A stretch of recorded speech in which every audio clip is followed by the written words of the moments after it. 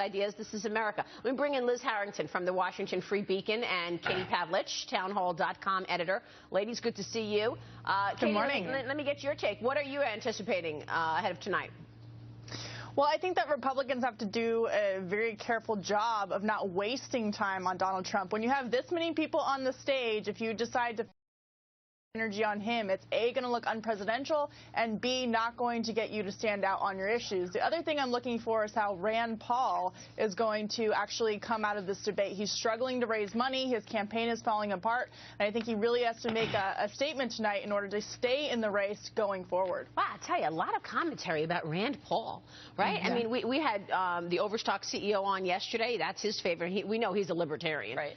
He's very vocal about that. Just now, our millennial panel, Catherine Timpf, chose Rand Paul. Yeah. Katie, it's great to see you, by the way. Hey. When you look at the 5 p.m. debate, I'm here where you're focusing on the 9 p.m. debate that Donald Trump is in.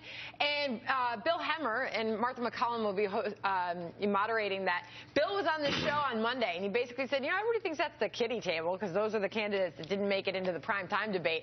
But that one I feel like has the potential to get really interesting. Donald Trump won't be in there. These candidates are going to be able to focus on the issue, and these are the underdogs, possibly a big opportunity and a big stage for them.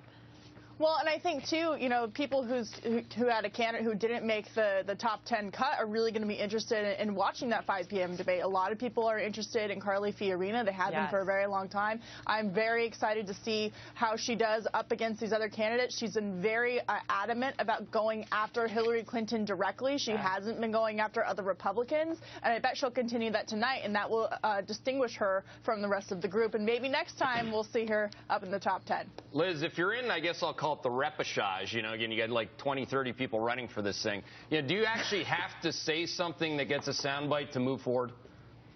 Well, I think some of the candidates are going to feel that way, that are on the sort of outskirts of the stage. But really, I think Katie is right. You don't want to focus on Donald Trump if you're Jeb Bush or Scott Walker. You want to kind of stay above the fray, engage him, do your thing, make your case, because otherwise it'll just lessen your standing. It'll make you, it'll prop him up.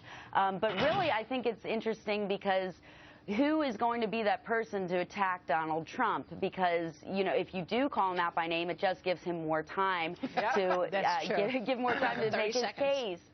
So, I mean, it really, you might see a Chris Christie because he has that kind of bombastic style. Yeah. Maybe it'll get him some press attention. But it's like, do you want that media attention in the first place? Yes. Yeah, but don't you want to focus on the issues? I mean, don't you think America wants to hear solutions to the issues? They wanted to, how specifically are you going to create jobs? How specifically are you going to change immigration other than just building a wall, which is what Donald Trump has said? Does Trump have solutions or does he have sound bites? That's what we're going to hear tonight. To be effective, you need sound bites. If I was in this, I'd go right at him. I'd run it right up the middle on him. I'd go right at him, and I'd go right at him again and again and again. You would? Well, yeah, then I'd be on TV all the time. But what Katie just said is that's what you want to avoid. You don't want to do that. Well, I think that's what politicians who are scared of their own shadow don't want to do. I don't think that guy Carson, who has nothing to say, wants to go after him. But why not go after Trump? Dr. Carson has a lot to say. Who do you like, Keith? Who do you like? I am not a fan of this political field. I'm not going to apologize for it either. So are you saying? I think the only reason.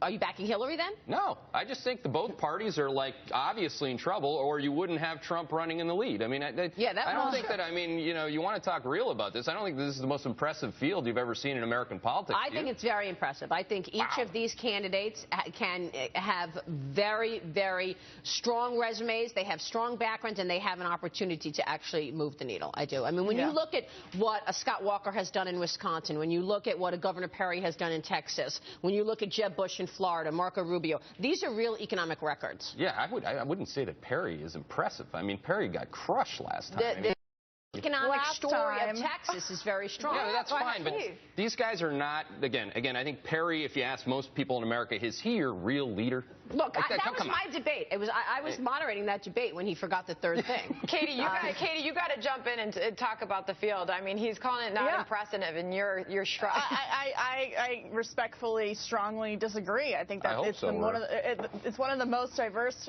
fields that have running in the history of the United States. There are a bunch of people who have have a substantive record. Right. We have people with not only economic records, but also incredible personal stories of pursuing the American dream. You know, this is going to be a very exciting debate tonight, and it's going to be very exciting to see how these candidates go moving forward. But Maria, back to a point that you made in terms of substance. Yes, we want to hear substance, but unfortunately, when there's this many people on the stage, it means this is going to be a soundbite debate, and that's why it's so important to not waste time on attacking other candidates, but rather focusing on yourself and being able to get your own message out in the minute that you have to respond to the question. Yeah, for sure. Liz Harrington, Katie Pavlich, thanks so much.